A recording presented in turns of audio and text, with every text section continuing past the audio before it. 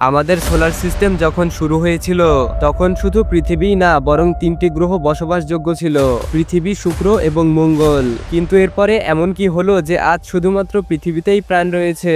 সবার প্রথমে শুক্র। এটা সূর্যের অনেক কাছে ছিল, শুধুমাত্র 30% বেশি। কিন্তু শুধুমাত্র 200 মিলিয়ন বছরেই এখানে গ্রিন হাউস ইফেক্ট শুরু হয়ে যায়, মহাসাগরের পানি বাষ্প হয়ে উড়ে যায়, আর এখন সেখানে শুধুমাত্র সুপার হট বিষাক্ত পরিবেশই অবশিষ্ট রয়েছে।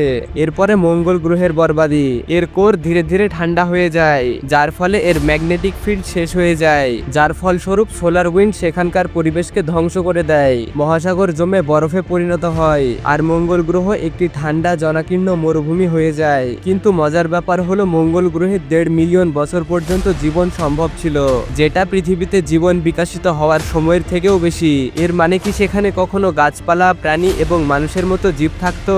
হতেও পারে মঙ্গল গ্রহের মাটির নিচে তাদের ফসিলস আজও লুকিয়ে রয়েছে।